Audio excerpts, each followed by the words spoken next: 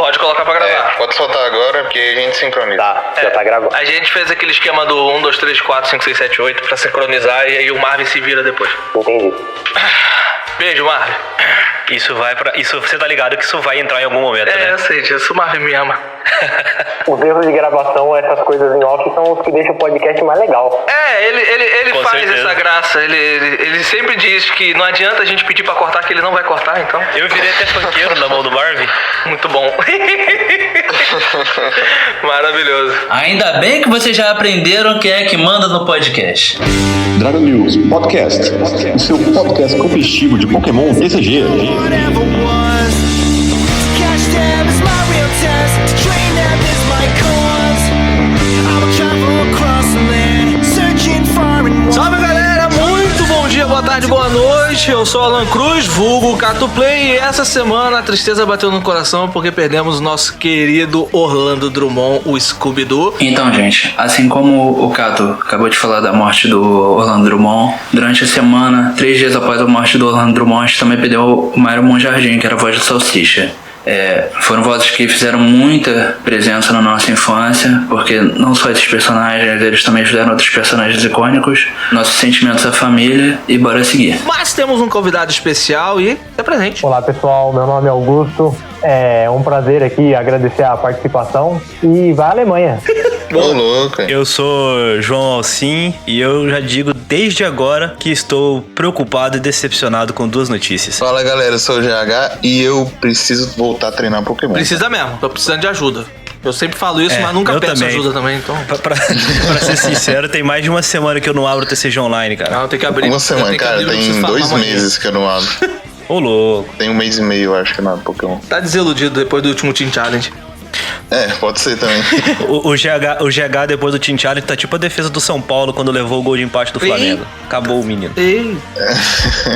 Então vamos entrar aqui nas notícias da semana. Vamos começar com o Battle V-Deck. Foi anunciado o Battle V-Deck do Rayquaza e do Noivern V. Esses produtos já têm preço lá para os Estados Unidos e data de lançamento, que é no dia 8 de outubro. Eu não lembro a data de lançamento, acho que a Copag já anunciou esse produto pra gente. Eu não lembro a data de lançamento aqui, mas eu acho que é quase que simultâneo. É bem ali na mesma semana, um dia de diferença talvez.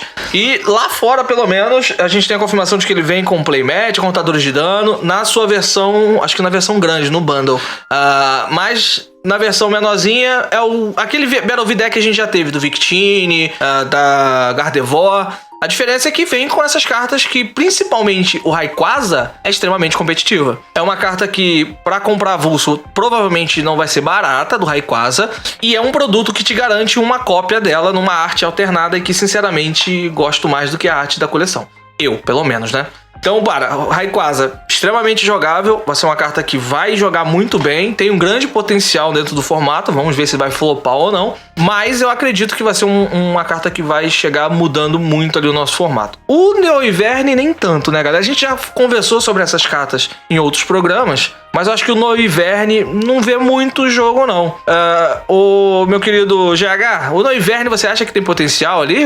Tentar fazer alguma coisa de spread, algo do tipo? Acho que não, né? O spread tá tão fraco atualmente. Então, o spread dele é muito baixo o dano comparado com, sei lá, Urshifu. O Urshifu consegue dar um dano bem mais alto em spread, de certa forma. E o segundo ataque dele, sei lá, é meio inviável, cara.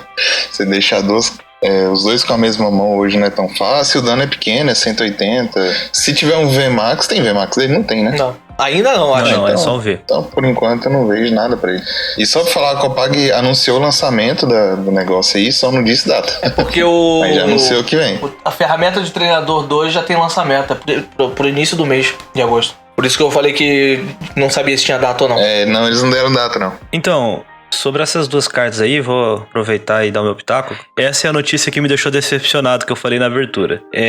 Sou fã do Rayquaza, já falei várias vezes aqui no podcast que eu joguei um tempão de Rayquaza Vikavolt. O Rayquaza vir num deck nível 1 me deixa um pouco decepcionado, porque é um nível muito, muito baixo pra esse tipo de carta, sabe? O que esse Rayquaza precisa ver nesse baralho temático pra conseguir fazer jogo, sabe? Então, a venda desse produto vai ser única e exclusivamente pra conseguir o Rayquaza V, que nem deve ser o mais caro dos dois, né? Porque o VMAX vai provavelmente vir pelo hype, por ser o Rayquaza altamente colecionável, deve vir a algum preço mais proibitivo. Então, eu acho que uma carta desse nível não deveria vir como baralho de nível 1.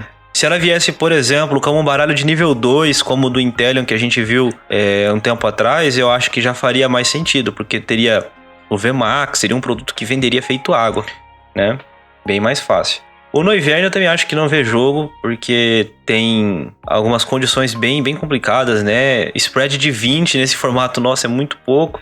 E o ataque de baixo, apesar de saírem cartas que vão te ajudar a deixar o oponente com o mesmo número de cartas na mão que você, porque vai ter Copycat, vai ter Judge, a Marnie se você gastar uma carta, você ligar uma energia psíquica e uma Dark é bem complicado, né? Então, acho que nenhum dos dois ajuda muito. E eu não queria que o Rayquaza fosse nível 1, infelizmente. Augusto? O Rayquaza VMAX vai chegar abalando, né? Vai ter aquele grande impacto que o meta sempre tem. Mas no Noivern eu acredito que não vai ver jogo, não. Os Pokémon são com mais de 300 de vida. Esse spread de 20 de dano não é mais tão relevante como era um Tapu Koko, que spreadava 20 com uma Double na época que ele jogava, né? Hoje em dia eu não vejo mais esse dano ser significativo.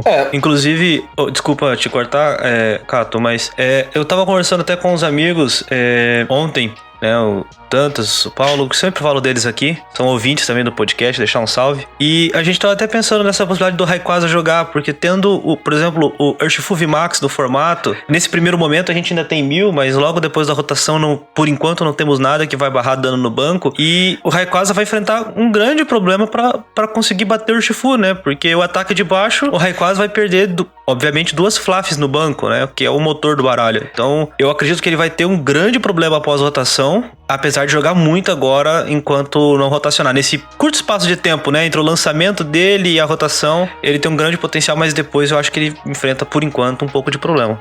Pra ser sincero, eu acho que 80% dos decks do formato vão ser problemáticos pra caramba por causa do Urshifu. Porque ninguém tem muito preparo pra lidar com o Urshifu pingando. Por exemplo, a gente vê que a maioria dos decks hoje tem uma engine de compra, tem uma engine, por exemplo, do Inteleon, do Tintino, ou vai ter outras engines também agora com a Flef, mas são poucos decks que não dependem dessas engines. Então, quando você não tem o 1000, o Urshifu automaticamente ele fica top tier deck. Até porque hoje com o 1000 ele ainda é um top tier deck, porque existe o Inteleon que pinga dano. Você pode matar o 1000 em 2 turnos e seguir com sua play. E sem o 1000, cara, é desespero, porque você consegue quebrar o setup do cara no começo.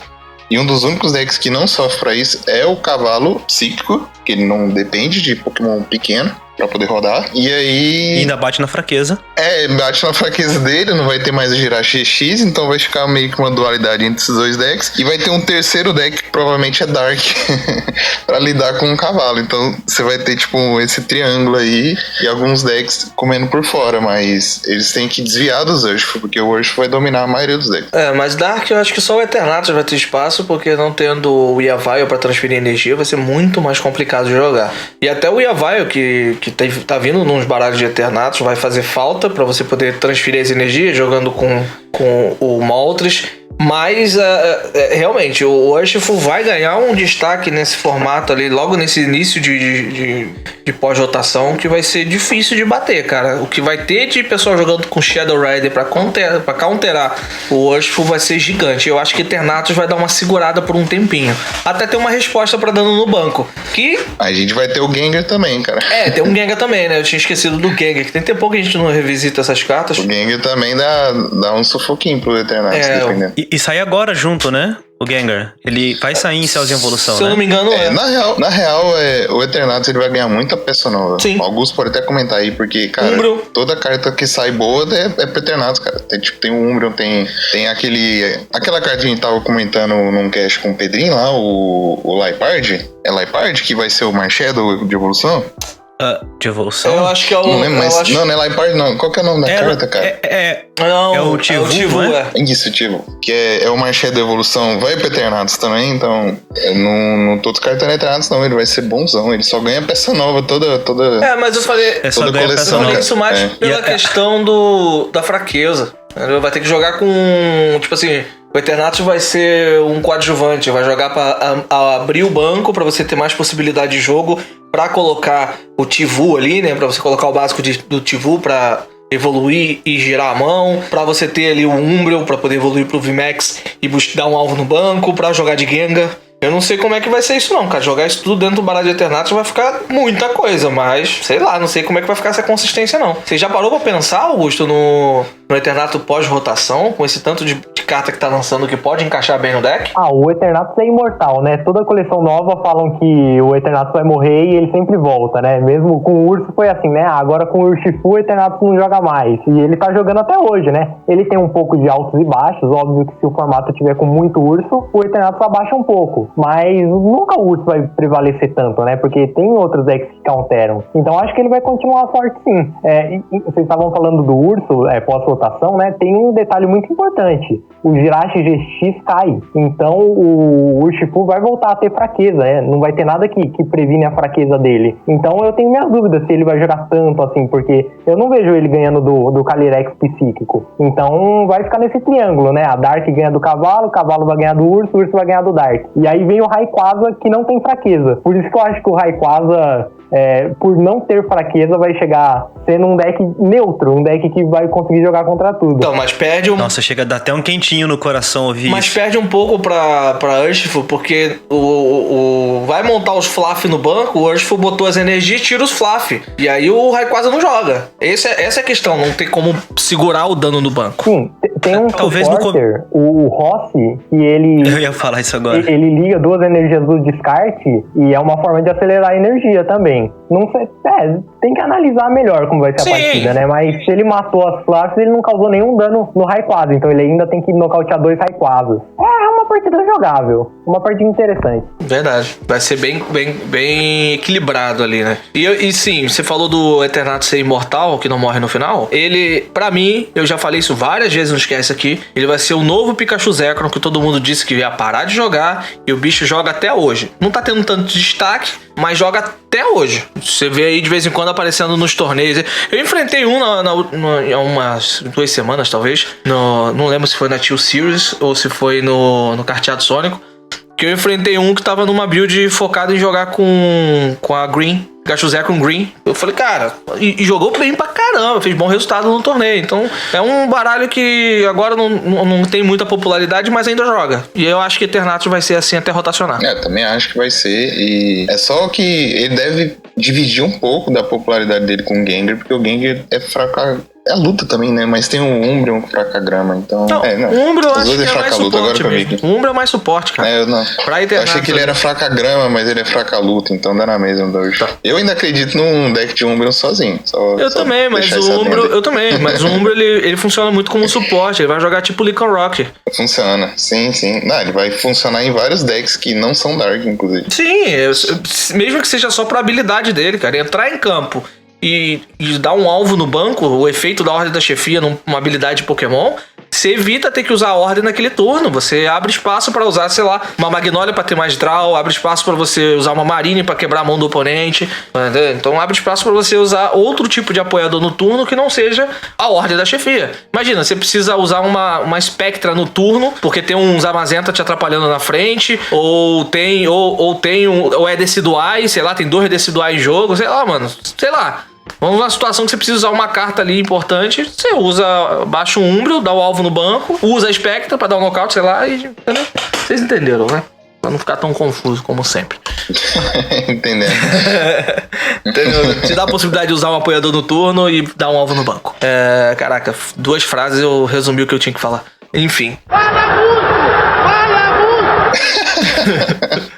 Enfim, passando aqui para a próxima notícia, temos um produto que foi mostrado aí, meio estranho esse produto aqui, mas é uma compensação para envio. Meu inglês tá fraco hoje, mas é algo do tipo, não é isso, Alcim? Deixa eu... Você que traduz melhor? Então, é que o que aconteceu Explica A gente falou um tempo atrás que as Elite Trainers Box nos Estados Unidos, elas vêm com 8 boosters, né? De 11 cartas. E que ia ter uma Elite Trainer especial do Pokémon Center que só poderia ser comprada no Pokémon Center. Uma das coisas que essa Elite Trainer Box teria de especial é que ela viria com 10 boosters em vez dos tradicionais 8. O que aconteceu foi que o pessoal que comprou as recebeu e dentro só tinham 8 boosters, entendeu?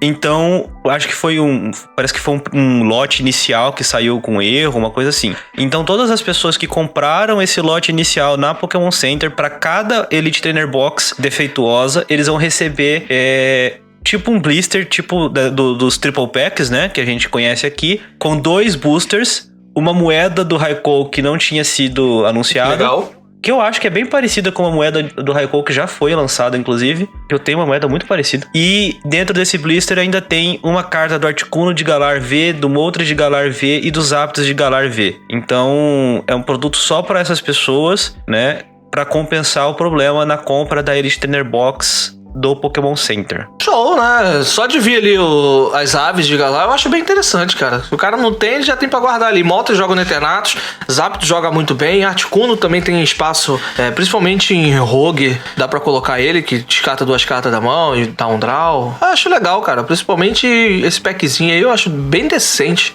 Até mais do que decente. Exato. E o que eu acho, assim, até é um dos comentários da notícia, que como é um produto que não é comprável e é extremamente raro, porque só pra quem comprou essa Elite Trainer Box defeituosa, manter isso aí selado tem um alto poder de valorização a longo prazo. Verdade. Né? Então, quem não abrir provavelmente vai ter algum ponto positivo com esse produto no futuro. Meninos, GH, Augusto, Tem muita coisa pra falar não, mas da hora que a Pokémon Center reconheceu um erro e tá fazendo alguma coisa pra poder ressarcir, né? É da hora, cara. Os produtos são bem legais para colecionador, né? Para jogador mesmo, às vezes não é tão interessante. Agora, colecionador que mantém fechado, aí a longo prazo é bem interessante. Exatamente. Então, vamos seguir aqui nossa vida. E uma notícia aqui diferente do Pokémon TCG, ou pelo menos eu ainda não vi, talvez possa aparecer alguma coisa pra gente no futuro, quem sabe? É que tem um rumor, e trate como um rumor por enquanto, de que está sendo preparada aí, está sendo produzida uma série live action na Netflix de Pokémon. Bem interessante, eu gosto porque eu gostei do filme, tá? Ele é um filme, bem falando assim, mais simples, vamos dizer assim, né? E eu vejo como um filme até teste, né? O Detetive Pikachu, pra poder testar o CGI dos Pokémon, ver como é que ficaram o design, como que os fãs reagiriam ao design que eles pensaram, pra como, né, que tá mais realista. E eu acho que foi mais um filme teste pra eles poderem explorar mais no futuro. Só que vindo pela Netflix dá um medinho, né? Vide aí o nosso querido Death Note aí, que foi aquele belíssimo filme de Oscar, né? Tá uma merda! Olha, eu vou falar pra você que essa é a notícia que me deixou preocupado. Se o Rayquaza me deixou triste, essa me deixou preocupado. Porque eu vejo esse tipo de notícia e apesar de ter adorado Detetive Pikachu, eu fui no cinema e achei assim fantástico o filme. O meu medo dessa série sair um novo Dragon Ball Evolution é gigantesco. Sabe? Porque eu imagino que sim, o filme foi um teste pra CGI, mas eu acho muito complicado que você consiga aplicar aquele nível de detalhamento e de produção em uma série. Entendeu? Até dá, se fosse feito pela Disney Plus. Pois é, mas iriam cobrar R$70 pra você assistir no lançamento, então aí fica mais complicado, né? Sendo série, não. Filme, sim. Série, não. Não duvido de nada. Não duvido de nada. Não, cara, eu não sei. Então, assim, direto. Eu tenho medo disso sair um Dragon Ball Evolution 2.0. E espero que não, né? Eu até confio no Netflix, eles fazem bastante coisa boa. Mas espero que essa adaptação seja realmente boa. Fico preocupado, né? Vamos aguardar pra ver se o rumor se confirma. Tem muito lugar importante falando disso aí, então provavelmente deve ser real, mas ainda não tem nada oficial. Não, eu gostei bastante também do Detetive Pikachu. E, cara, você tem que meio que confiar na Pokémon, que a galinha dos ovos de ouro dela não vai dar errado, não. Os caras têm uma qualidade em cima do Pokémon muito grande, de controle de qualidade. Eu acho que se sair alguma coisa marromena, eles não lançam, não. Eles consertam alguma coisa assim. Nesse ponto, eu acho que eu confio tranquilo na Pokémon e na Netflix, que não sai ruim, não. A verdade é que nós somos apaixonados por Pokémon, né? Então, mesmo se tiver ruim, a gente vai dar uma passada de pano e vai achar que ficou maravilhoso. E não tem jeito, já assisti de qualquer forma. Exatamente como é feito nos jogos. Olha, Augusto, deixa eu te falar um negócio, viu? Eu sou apaixonado por Cavaleiros do Zodíaco e depois de ter assistido a Lenda do Santuário, não consegui passar pano, não. Então, espero que eles realmente façam alguma coisa boa nesse filme aí. Mas Pokémon é diferente, cara. Pokémon é diferente porque o foco do Pokémon não é o adulto. O foco do Pokémon é a criancinha, brother. Por isso que é diferente a gente passar pano. Não sei. É a mesma coisa com os jogos. Só eles aprenderem. É só eles aprenderem que a galera que fez o Sonic tá certo. Que eu soube ouvir o Dá uma lançadinha no trailer, se a galera curtir, beleza. Se a galera não curtir, refaz. É um bom caminho. É um ótimo. É igual o anime. O Ash continua tendo 10 anos eternamente. Assim, eu já aceitei isso, sabe? Toda temporada nova ele vai continuar tendo 10 anos e você tem que aceitar e assistir. Não tem como. A Pokémon não vai mudar isso. O Ash não vai crescer no anime porque é pra criança. A Pokémon não quer atender as crianças do passado, no caso nós. Eles querem atender as crianças do presente. E principalmente as crianças... Errado tá a gente que assiste. Não só as crianças do presente, mas principalmente as crianças japonesas. O anime é feito pros caras lá, e a gente que importa ele pra gente, entendeu? É isso que acontece. E foi exatamente, a gente já discutiu isso, não sei se aqui, mas em live eu já discuti várias vezes com a galera sobre o anime do Sun, Pokémon Sun e Moon anime. Cara, eu assisti, acho que os 3 primeiros episódios, eu falei, não foi feito pra mim. Porque ele é totalmente, mas assim, muito infantil, diferente do XY, que já tinha uma, sabe, a pegada dele já tinha de uma faixa etária um pouquinho mais acima, de um adolescente ali, já era mais um shonenzinho e tal. A animação já tinha um traço diferente e tal. Beleza. Mas o Sun, quando eu comecei a ver, eu falei, parece que tá falando com bebê. Não é pra mim. Mas a gente assiste, porque a gente gosta. Eu não assisti ele todo, não. Eu assisti algumas sagas ali, mais pro final ali, beleza. Mas o início dele todo, cara, não é. Aí eu só tenho que aceitar, falar, não foi feito pra mim, eu não assisto e beleza. Fazer o quê? Bom, vai lá. Não, pode falar. Assim, o anime de Pokémon eu dropei faz um bom tempo. Eu vejo um pedacinho ou outro. Aquelas cenas que o pessoal fala que é mais não importantes, mas mais impactantes. Tipo, aquela luta lá que o Ash não devia ter perdido do Greninja contra o Mega Charizard. Coisas assim eu até acabo vendo, mas perdi a conexão total com o anime. Não consigo mais não, viu? Eu gosto mesmo do TCG. Acho que é realmente isso que você falou, né? Não é pra mim, não tá funcionando. Até qualquer dia eu devo tentar de novo, porque tô com saudade de ver desenho. O Jornadas tá legal. Assiste o Jornadas. O Jornadas não tá ruim, não. O Jornadas tá legal. Eu pulei alguns episódios, porque eu vi que eram uns episódios na cara, era filler. Eu pulei, mas é legal, cara, é legal. Tá maneiro de assistir, não tá ruim não. O último episódio agora foi sobre o Darkrai com a Cresselia. Foi maneiro de assistir. Sexta-feira agora eu quero ver o desenrolar dessa história aí, que parece que vai ter, nesse segundo episódio termina. Não tá maneiro, não tá ruim não. Porque a galera não tá gostando muito é que os Pokémon mais legais, assim, entre aspas, tá ficando mais com o Go do que com o Ash. O Ash não tá capturando nada. O Go que tá ficando com os Pokémon todinho. Pegou o Suicune, já estão vendo aí se ele vai pegar o Rayquaza ou não. Então, tipo, a galera meio que não tá gostando muito. Mas é a pegada do personagem, cara. O nome dele é Go, de Pokémon Go. Ele vai capturar tudo que ele vê pela frente. É isso, não tem pra onde fugir. Mas seguindo aqui, vamos pra Evolving Skies. Foi anunciada ali a Elite Trainer Box do Pokémon Center, como a gente falou aqui, né, desse kit de compensação que vem com as aves de Galar, a moeda e 2 boosters, que tá sendo um kit feito em compensação a quem comprou a Elite do Pokémon Center e veio faltando. Essa Elite aqui é o mesmo esquema daquela lá, tá? Mas espero que essa daqui venha completinha pra quem comprar. Só que não vai vir pra gente, tá, galera? Isso aqui eu não acredito que vem, não. É da Pokémon Center mesmo. E aí, o que vem nessa Elite Trainer Box de diferente? Vai vir um pin do Eevee, que é lindo esse pinzinho, né? Que é aquele brochezinho. Tem 2 versões de moeda, uma prateada e uma dourada. A prateada, pelo que eu vi ali, tem o Vaporeon, Espion, tem o Sylveon e o Glaceon. E o outro, a dourada, tem o Flareon, Jolteon, Umbreon e o menino Leafeon. É bonito, hein? Essas 2 moedinhas eu queria pra minha coleção aqui, seria bonitão de ter, hein? Além disso, tem... acho que o mesmo produto, se não me engano, vem os 10 boosters ao invés de 8, que normalmente é a quantidade que vem na Elite Trainer Box. E são 2 modelos, né? Um modelo para as 4 que eu falei inicialmente, que é o que vem a moedinha prata, e um modelo que tem a moedinha dourada. Pena que não vem pra gente, né? Eu acho que os dados são diferentes também. Um dadinho é azul, o outro dado é laranja. Tem as suas diferenças. E o Alcim vai fazer o favor de colocar a imagem pra vocês. Olha, eu achei bastante legal. Eu queria essas 2 moedas, na moral. Eu também. E não é nem pra jogar, isso aí eu ia guardar essas 2 moedas, porque saíram muito bonitas, sério mesmo. Que coisa linda. Agora, esses sleeves aqui são bem bonitos e tal, mas é bem coisa de coleção, né? Eu acho bem legal a ideia da Elite Trainer Box, muito, muito, muito boa. Infelizmente, essas assim mais premium não vêm pra cá, a gente até imagina que deveria chegar num preço bem proibitivo, né? Fazer o quê? Tomara que um dia passem a vir. Os sleeves são bem bonitos, mas eles são ruins pra usar, né? Num campeonato, assim, num regional, sem condições. Mas eles são bem bonitos pra quem coleciona. Então, eu nunca tive contato com os de Elite Trainer Box especificamente.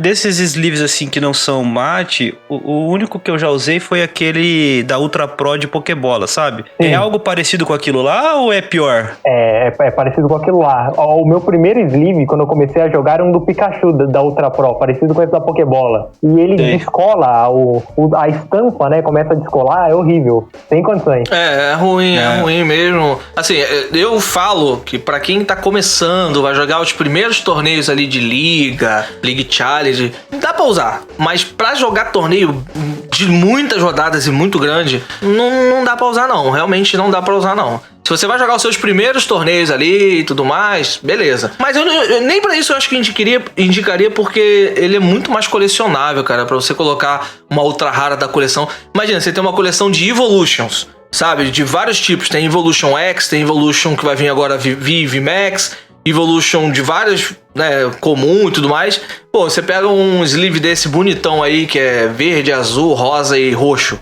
e bota uma Evolution dentro, bota um Sylveon. Pô, é bonito, cara, pra colecionar, entendeu?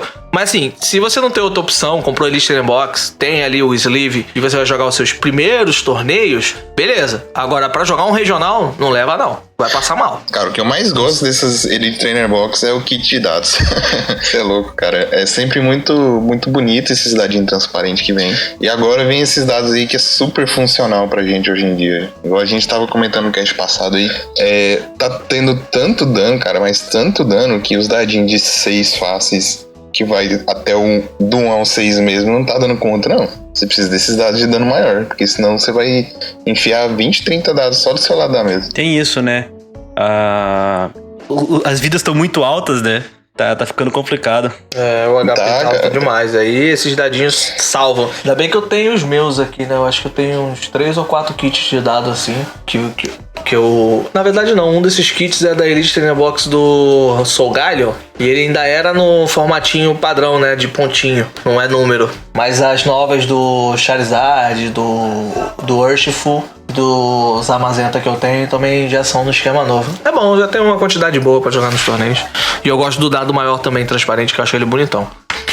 Bom, pessoal, Você marca como? Pode falar, Eu ia perguntar. que eu achei que fez silêncio de novo, vai. O Augusto, você usa esse tipo de dado com número também ou você usa os clássicos de pontinhos? De pontinho. De pontinho. Comprou a caixinha, né? Eu ganhei, quando eu tava começando, um kitzinho, né? Que vem o marcador de Poison, o de queimado e 6 dadinhos. E que vinha num plastiquinho, assim. Eu acho que até que era de Elite Trainer Box. Mas, tipo, eu ganhei numa loja, assim, que me deram. E sim. na época os Pokémon tinham pouca vida quando eu comecei a jogar, né? 180 era o máximo, então não precisava de tanto. Hoje em dia, com mais de 300, aí dificulta um pouquinho. Mas é esses dadinhos. Eu tenho uma caixinha aqui com 20 e tantos e falou, isso aqui que tem, vambora.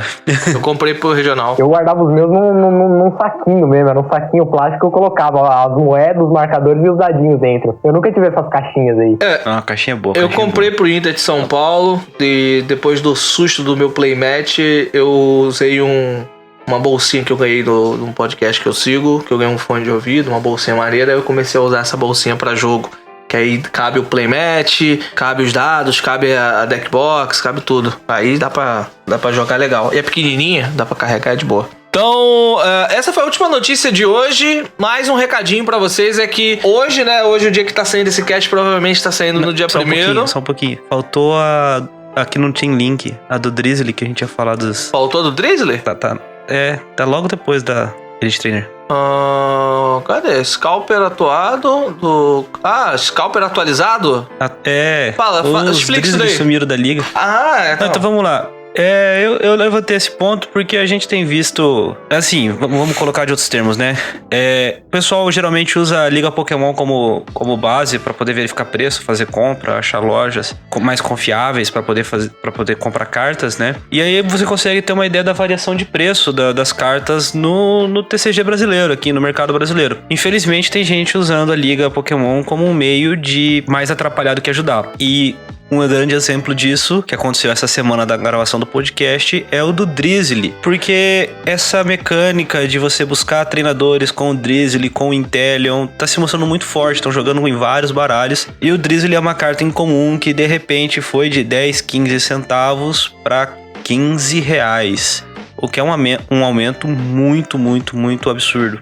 Então assim, é óbvio que a gente, eu vou dizer a gente, mas tô querendo dizer que sou eu, né? Eu acho bastante censurável você jogar desse jeito, né? Com o dinheiro, acaba atrapalhando toda a comunidade, mas o pessoal sempre pensar que, assim, o físico não voltou. A gente talvez não precise dessas cartas nesse momento e a gente não sabe se o meta vai estar desenvolvido para esse tipo de carta no futuro quando o físico oficial voltar. Então vamos com calma, galera, não precisa fazer nenhuma loucura para garantir um set de Drizzly, né? E aí eu queria que o pessoal comentasse aí o que eles acharam, se eles viram, se eles já têm os seus Drizzly, o que vocês acompanharam esses acontecimentos essa semana? E é um absurdo, né? Uma carta incomum de uma coleção ir pra 20 reais. Isso aí as pessoas perderam completamente a noção. Não pode acontecer isso. Em relação às cartas, não tenho. Desde que começou a pandemia, tô sem carta nenhuma. Acho que quando rotacionar eu fico com 0 cartas da pós-rotação. E eu acho que nem vale a pena. Agora que anunciaram, a Pokémon fez aquela notícia que pode começar a voltar aos poucos, né? Com todos aqueles requisitos lá de saúde. Mas mesmo assim, ainda não tem torneio oficial. Então eu não vejo vantagem de pagar 20 reais num Drizzle agora. Sim, é um absurdo total. Vai cair esse preço, com certeza. Quando voltar aos torneios, eu não acredito que se mantenha, não. Deve voltar pra 10, 15 centavos mesmo. Essa carta é incomum, cara. Eu não tenho os Drizzly, acho que eu tenho um Drizzly só. Usa o set, né? Usa 4 cartas, eu só tenho um. E eu tenho porque eu abri booster box, fiz unboxing pro canal e tudo mais. Eu não comprei produto, eu não comprei carta avulsa. Eu não tenho comprado cartas avulsas. O que eu tenho é do que eu recebo pra fazer unboxing. E, cara, é um absurdo fazer isso. E não estão fazendo só com carta do Drizzly, não. Estão fazendo com produto, estão fazendo com outros Pokémon. Tem uma galera que tá numa cultura aí de dar um buyout absurdo em alguns produtos e cartas, sabendo que pode valorizar. Então o cara vai lá, dá um buyout para poder colocar o preço mais alto e ficar aumentando o preço da carta. Por isso que as treinadores fortes que você vai olhar lá na liga para tentar pesquisar preço, cara, carta que você ia olhar há pouco tempo atrás era tipo 3 reais, 2 reais, 5 reais no máximo de treinador forte. Você acha que você não encontra por menos de 20 conto, 50 conto. Agora as treinadores fortes eles botaram num valor muito alto e cara, a galera tá perdendo a mão, cara. Tá perdendo a linha com essas paradas. Estão querendo transformar esse mercado de valores aí em uma parada que não tem... Perderam a noção, cara. E eu acho que é uma galera que investiu muito alto, não teve retorno e tá querendo jogar o preço lá em cima pra ver se consegue tirar dinheiro da galera com aquele lance de demanda, de oferta e demanda. Aproveitando... E tá tendo... Pode falar aí.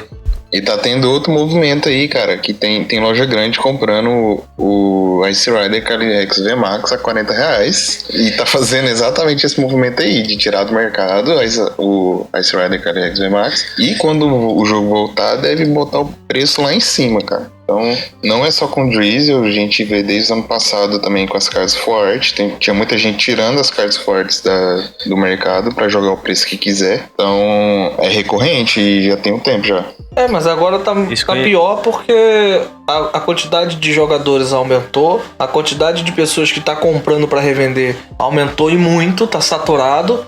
E aí o nego tá tentando escoar pra algum canto. Isso. O que eu ia aproveitar esse gancho que você falou dos apoiadores é um que eu cheguei a ficar, assim, muito assustado quando eu vi o preço, já deu uma caída, mas o Ribe da Soilua 1, eu lembro que eu comprei de um colega por acho que 5 reais ou 8 reais, que era o mínimo da liga na época, que é o que geralmente o pessoal negocia, né? E esses tempos atrás estava em R$85 a mesma carta. Não faz sentido, nunca jogou, nem vai jogar, porque um RIB precisa ser tão caro assim. Hoje tá em R$49,90, que já é um preço extremamente alto para uma carta dessa.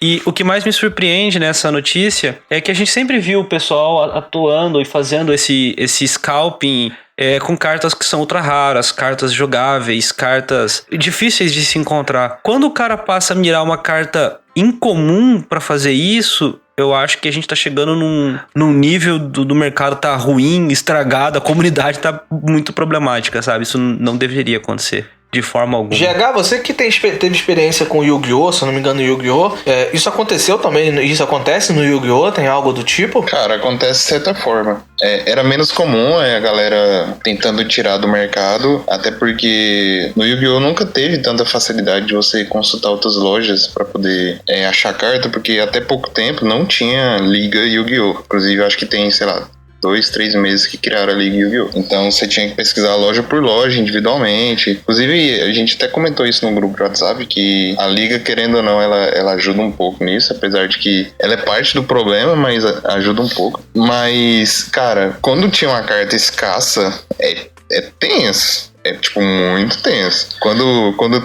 era carta que saía a rodo, não tem problema. Igual o Drizzile, era muito difícil você ter várias lojas competindo. Você sempre conseguia achar uma lojinha um pouco mais barata, né? Até porque é difícil consultar todas as lojas. Então, se você procurasse bastante, você conseguia achar vários preços diferentes. Agora, carta escassa sempre foi muito caro. Sempre o lojista colocou preço absurdo. Carta de Yu-Gi-Oh! Era tipo assim, carta boa, recém-lançada, 300 conto, no mínimo. Passava um mês e pouco, 250. Então, sempre é carta muito cara. E acontece, cara, acontece também, não deixa de acontecer não, mas é mais com as cartas caras, cartinha comum assim não acontece muito não. Agora eu não sei, com o advento da Liga Yu-Gi-Oh! Eu não tô acompanhando pra ver se a galera tá fazendo isso. E com a pandemia também, mais gente começou a comprar produto olhando gordo, né, tipo, nossa, vou ganhar muito dinheiro, Pokémon, comprar produto Pokémon. Surgiu, tipo, 30, 40 lojas novas de Pokémon. Lojinha pequena, em que os caras compram um monte de produto e tá encalhando. Então, tá criando uma bolha no Pokémon, né? E é preocupante. Até pra galera que tá comprando, cara. Essa galera vai falir, porque o povo não tá fazendo tanto sucesso assim. Isso é muito problema. E foi só eu falar... Enquanto você tava explicando essa parte, eu dei uma olhada num grupo aqui e acabei de ver um set de Drizzly sendo vendido por R$50. R$50 o set. R$50. O set. E assim, eu não deixei de comprar cartas, né? Porque coleciono, porque queria estar pronto pra voltar quando o físico voltasse. No começo eu tava achando que não ia demorar tanto tempo. Então eu sempre vou pegando os Pokémon Babies quando eles saem. Não peguei outras raras, né? Mas os babyzinhos eu fui pegando. Então eu tenho o Drizzly, mas é realmente uma coisa que me surpreendeu ver nesse estado, né? A gente ter chegado a esse ponto. Ah, eu tô ligado. Acabei de ver quem é que tá passando essa parada aí. Mas sem comentários. Então essas foram, né, as notícias aí de hoje. Nesse caso do Drizzly aí também, que é algo interessante pra gente debater. Comentem aí também na nossa postagem aqui das redes sociais do Dragon News Podcast. Segue aí, tá? Dragon News _pod, é só procurar que você vai encontrar no Instagram, no Twitter, que você vai encontrar essa bagunça aí, né? E... Alcim, fica na sua aí, irmão. Não começa não. Já vem mandando mensagem aqui de 1-0 no São Paulo contra o Vasco e já não me estressa não, irmão. Não começa não. Hein? Não me tira aqui o fim da meada não. Pra dar continuidade aqui, antes da gente entrar no bate-papo aqui top com o Augusto, só pra lembrar a galera, tá? O episódio que a gente tá gravando aqui provavelmente vai sair no dia 1º, né? Provavelmente você tá ouvindo esse episódio no dia 1º. Se tá ouvindo, se lançou depois do dia 1º, infelizmente essa notícia vai ficar pouco velha, mas pra galera que vai jogar a Copag Cup Latam, não perca as inscrições, tá? Até dia 1º/8, fugo hoje, o dia que tá saindo o episódio. Se não for hoje, dia 1º, vocês esquecem que eu falei. Mas pra Júnior, Sênior e VGC, que é o de videogame, a data de inscrição é até dia 1º/8, 1º de agosto. Não perca essa data. E pra Master, dia 15 de agosto, ainda tem um tempinho. Então avisa a galera aí, só pra marcar esse lembrete aí pra galera ficar de olho na inscrição desses torneios. Mas agora vamos entrar no bate-papo com o Augusto, que atualmente, né, foi campeão do torneio do Sunday Open. Teve 168 jogadores jogando de Eternatus. O bichão pegou esse esse campeonato aí, cara, jogando muito bem. É um cara que tem jogado muito bem, feito bons resultados e foi campeão desse torneio, que é um torneiozinho grande, cara. Não é um torneiozinho pequeno, não. E 168 jogadores é pedreira. Augusto, se apresente novamente pra galera que tá nos ouvindo, mas conte um pouquinho sobre a sua história com Pokémon, como você começou, né, sobre os baralhos que você jogou. Fale um pouquinho da sua história com o TCG antes da gente entrar no papo aí do Sunday Open. Bom, meu nome é Augusto Beringer, né? Eu comecei a jogar Pokémon no meio de 2015, na temporada 2015-2016, e o meu primeiro deck foi um deck de Nightmare, que ele era bem barato na época, né? Os 3 Pokémons, o Geotic, Pumpkaboo e Lampente, eram cartas incomuns, né? Então eles custavam centavos e foi bem fácil montar o deck. Mas foi bem difícil na época, né? Quando eu comecei, porque eu não tinha muito investimento no jogo, né? Então o deck nem era tão forte assim. Foi quando eu tava começando a lançar Rolling Skies, né? Que foi a coleção do Shaymin. E o Shaymin, quando lançou, era R$200 cada Shaymin, né? E tipo, ia 3, 4 no deck de Nightmare. Surreal, né? Pra quem tá começando assim, que não entende muito. E foi bem na época quando lançou o Giratina também, que não deixava o oponente descer energia especial, e o Nightmare só tinha energia especial, né? Então eu apanhei bastante quando eu comecei a jogar, mas com o tempo a gente vai aprendendo melhor, vai jogando melhor, né? Eu comecei a jogar no online, né? Antes de ir pro físico. A minha prima me apresentou o Pokémon Online. Ela nunca jogou, né? Mas ela viu assim e falou: você gosta de Pokémon? Olha o jogo online. Aí eu me interessei, fui buscar mais informações, né? Conhecer mais. Comecei a assistir umas gameplays no YouTube, né? De alguns youtubers jogando no online. E fui me interessando. Montei o Nightmare no online. E aí falei, eu vou comprar essas cartas aqui e começar a jogar. E de lá pra cá não parei nunca, né? Sou apaixonado por Pokémon e na verdade, Pokémon mesmo, sem ser o jogo de cartas, eu jogo desde criança, né? No Game Boy Color, com Pokémon Yellow, Pokémon Cristal, que foi a primeira, segunda geração, eu já jogava desde pequeno, o TCG desde 2015. E de lá pra cá nunca parei. Ao longo desses anos aí que eu venho jogando, eu sempre gostei muito de jogar com decks de um prêmio, né? Então os decks que eu já joguei até hoje foram Nightmare, Rainbow Force, Charnias Break, aquele deck de Gyarados que ia o estádio do Team Magma e as carpinhas no banco, decks assim de um prêmio, sabe? Eu nunca fui até por questão de investimento, né? Nunca tive esses decks metas, assim. Sempre fui a favor dos rogues e dos decks que as pessoas, de uma forma geral, nunca davam muito valor, né? Porque é muito fácil você jogar com um básico de 300 de vida, né? Na época de 180, né? Que era o máximo de vida que os Pokémon tinham. E eu sempre gostei desses decks mais rogues. Eu também sempre curti muito o deck de apanhou muito no começo, hein? Esse Nightmare era muito curioso, que os treinadores eram capazes de terem mais caros do que os Pokémon que faziam o baralho rodar, né? Sim, os Pokémon eram centavos, né? Acho que o mais caro daquele deck era o que? VS Battle Compressor, que na época nem era tão caro, eram uns R$3 cada um. O deck ao todo sem contar o Shaymin, era bem baratinho. E as pessoas não davam muito valor, né? O Nightmare, quando lançou, era um deck que eu acho que nem a Pokémon esperava que ia virar o que virou, né? Aí quando colocaram 3, 4 Shaymins no deck, virou uma catástrofe, né? Você batendo 180 T1. Não, virou um monstro, né? Vice-campeão mundial. Uma partida clássica. Quem nunca assistiu, deveria assistir. É a partidão mesmo, aquela partida do Nightmare. É um deck que eu gosto dele até hoje, jogando no expandido. É muito legal de jogar. E na época, eu nem cheguei a montar, porque na época, quando eu comecei a jogar 2016, eu fui muito burro, cara. Eu podia ter montado um Nightmare que era baratinho, mas fui pra cima do Charizard, que era um Pokémon que eu gostava. Aí acabei montando tudo errado e só me dava mal. Mas o Nightmare era um baralho top pra começar e, muito bom. Cara, pior que eu não peguei nada do Nightmare e eu vou assistir essa partida aí, cara, que eu praticamente só vi o Nightmare jogando no Expanded recentemente, antes de lançar o... Porra, qual que é o nome do... Match Party, pronto. Até quando tinha o Lost March, eu acho que a galera testou um pouco, mas viram que o Nightmare era melhor que o Lost March. E agora tem o Match Party, que é simplesmente melhor porque ele tem um Pokémon a mais. E aí o dano é maior. Mas... é mó da hora o deck, eu sei dele, já vi jogar um pouco no Expanded. Eu sei também que ele foi ficando melhor com o tempo, que é o que a gente espera um pouco desses decks. Toda vez que lança, por exemplo, lançou o Nightmare, lançou o Lost March, a gente esperou ele ficar melhor com o tempo. Lançou o Mad Party, a gente tá esperando ele ficar melhor com o tempo. E, cara... é muito comum a gente gostar desses decks que não dão 2 e 3 prizes. Até porque dá uma dinâmica melhor nas partidas. Você não fica tão refém de eu preciso atacar em turnos chaves, você consegue ter uma maleabilidade melhor, você não perde tão rápido. Então, eu também curto esses decks de Price quando eles são bons. Quando eles são, tipo, totalmente rogue, eu não curto, não. Eu gosto dos roguezão da massa. Vamos entrar no Sunday. Ou até antes do Sunday, né? Você chegou a jogar International, Regional, chegou aí a Mundial? Teve algum desses torneios grandes assim? Você chegou a participar? Desde que começou esses regionais valendo dinheiro, né, que foi na temporada 16-17, eu joguei todos os regionais do Brasil, né? Que normalmente é um em São Paulo, um no Sul, né? Ou Minas ou Sul, e um no Nordeste. E os Internationals da América Latina, que é sempre aqui em São Paulo, né? Mas eu nunca fui pra fora. Argentina, Chile, nem Mundial, assim. Os Internationals sempre do Brasil. E o melhor resultado que você fez nesses torneios? O regional, eu fiz top 8 no regional de São Paulo de 2017 com o deck de Rainbow Force, que foi o deck do meu coração, né? Eu amo esse deck até hoje. E era um deck que na época...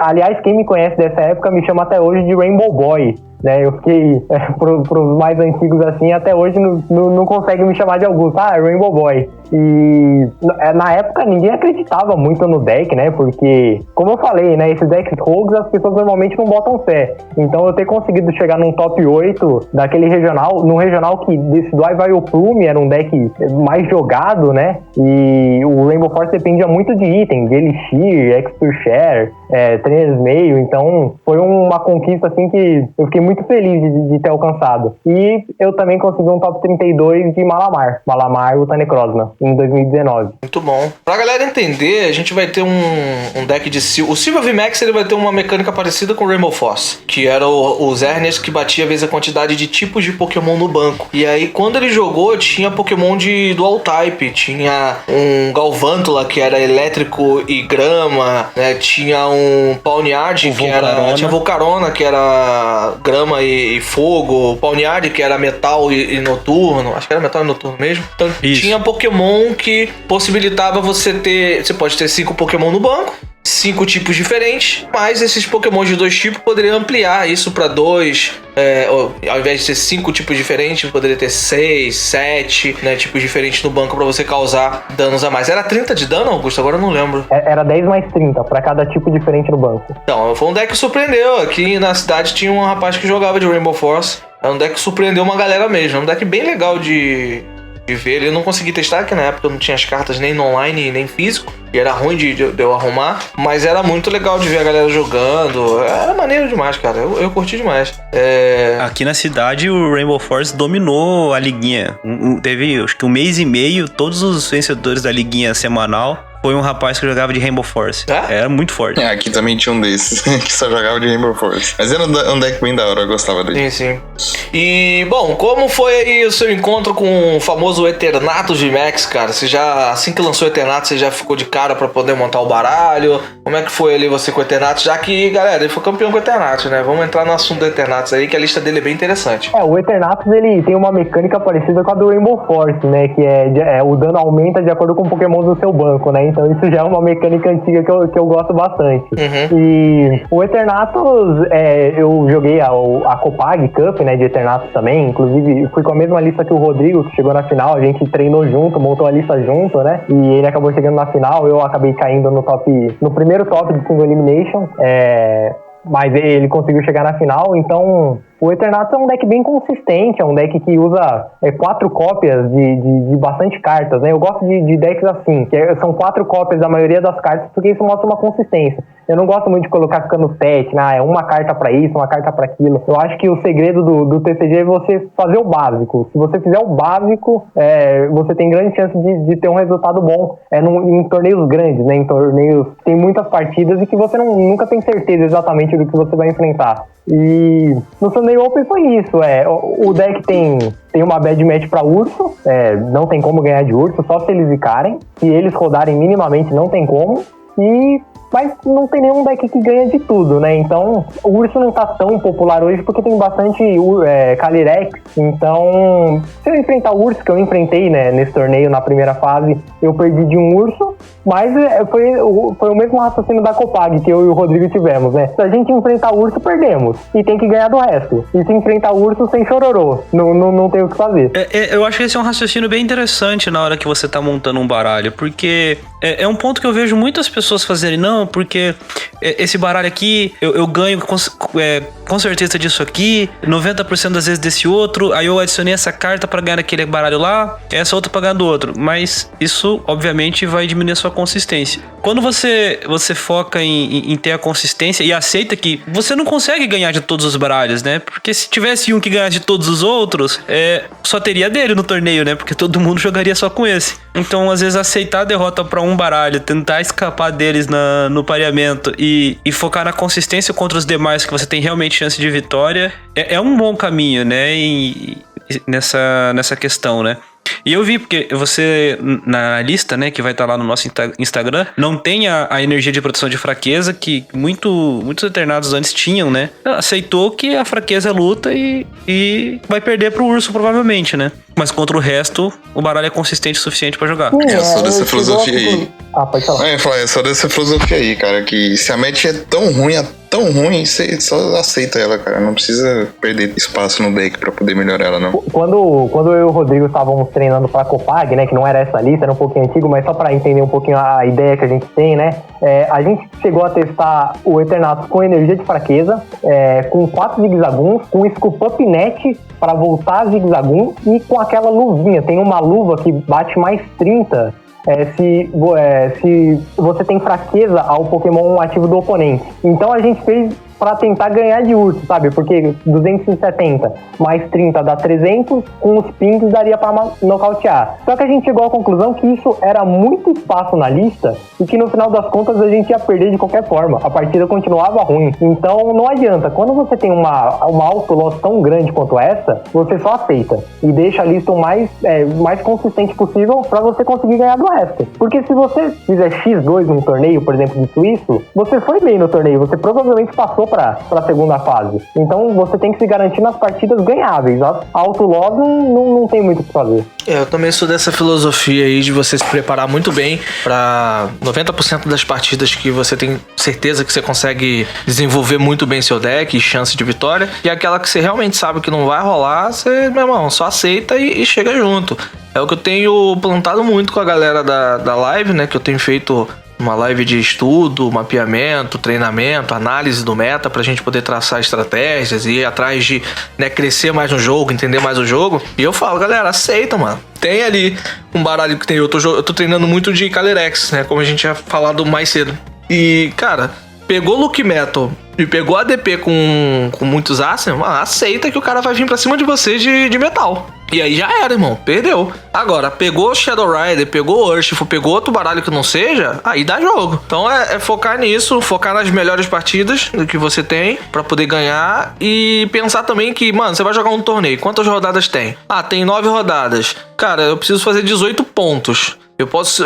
3 partidas é o meu limite de perda pra poder passar pro top. Então, se nesse meio do caminho eu pegar ali 2... Jogando de Eternatus, eu pegar 2 ursos, eu tô na minha margem de erro. É só fazer excelente partida nos outros. Então, você entrando no torneio, sabendo quantas rodadas são, você sabe que se você enfrentar ali, né, você pode perder uma partida, que você ainda não sai do top, você ainda consegue passar pra segunda fase do torneio. Então, você pode se preparar melhor e só aceitar que aquela bad match, né, vai vir pra você e torcer pro cara zicar e você doncar ele, pra você ter chance de ganhar. Se não, aceita e vambora. Exato. É isso que a gente tava falando. Se você tem uma partida tão ruim assim, é melhor aceitar, não tem jeito. Você focar num baralho e masterizar ele focado sempre na consistência. Eu acho que essa questão de consistência, inclusive, é o ponto essencial para quando acontecer a rotação. Sim. É melhor focar na consistência do que tentar fazer o baralho ganhar muitas partidas contra muitos outros decks. Porque se você rodar melhor do que o oponente, especialmente nesse momento de definição de meta, você já tá um passo à frente dele, né? Então, é melhor. Bom, agora falando das partidas aqui, cara, na primeira fase você foi um Urshifu com outros. Foi uma partida muito bad match. Teve outras partidas... Cara, O Dia de Gato não foi uma partida complicada pra você, não? Já que ele coloca os contadores de dano, bate no banco, ou ele zicou ali? O Dia de Gato eu usei 3 vezes Marne. Na terceira Marne ele zicou. E aí eu consegui uns nocautes seguidos e ele não conseguiu desenvolver muito bem o jogo. O louco, forçou a zica do oponente.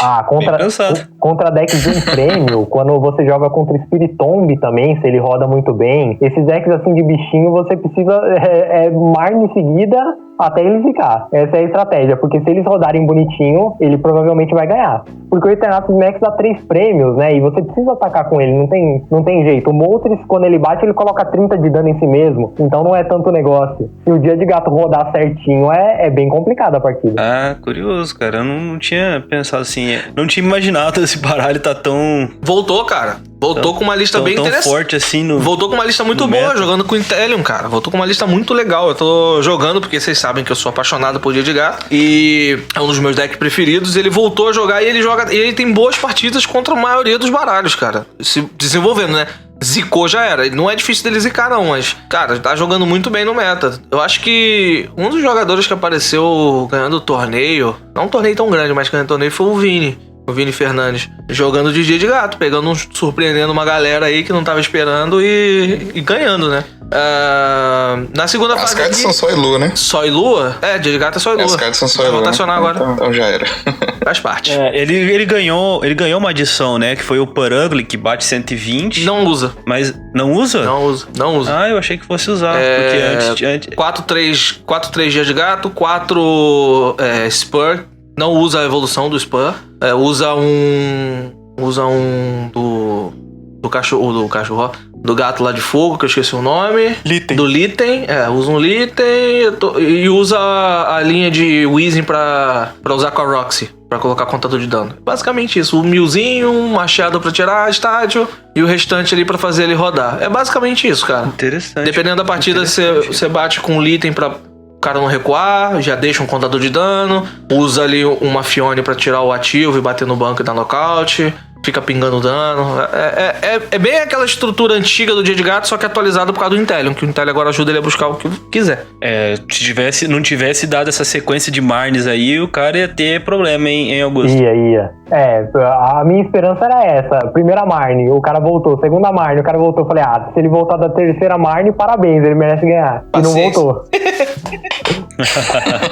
Deixa eu te perguntar aqui, e esse Rillaboom Delmais aqui? A partida é favorável pro Eternatus, porque ele precisa baixar o E-Growth, né, pra evoluir o Rillaboom, e ele tem 270 de vida. Então o Eternatus consegue fechar esse nocaute em um hit, que foi o que eu consegui. T2, eu mandei ele começar, aí no meu T1 eu desenvolvi, no T2 dele ele atacou de coqueiro pra evoluir o Rillaboom, aí no meu segundo turno eu vim batendo 270, nocauteando, e já comprando 3 prizes. Aí a partida ficou bem tranquila, aí só ataquei mais 2 vezes e finalizou a partida. Sai muito na frente, né? Sim. A partida é bem favorável pro Eternatus. 3 prêmios, cara, sai muito, mas muito na frente mesmo.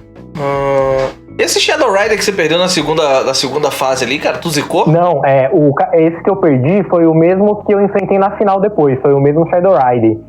A lista dele usava de Alcremie e Zapdos e 2 Auroras. Então, quando ele encaixou os Zapdos nessa segunda fase do suíço, aí não deu pra ganhar. Aí ele comprou 3 prêmios ali no Eternatus VMAX de Zapdos e depois ele finalizou com o ataque do bolo, nocauteando o outro VMAX. Aí não deu como. Na final aí já deu bom, porque ele falhou os Zapdos. Aí a partida ficou favorável pra mim porque o cavalo tem fraqueza, né? Então é muito isso, é questão de um turno. Se em um turno ele vem de Zapdos, a partida fica difícil. Ele falhou um turno Zapdos, aí a partida praticamente fica ganha pra mim.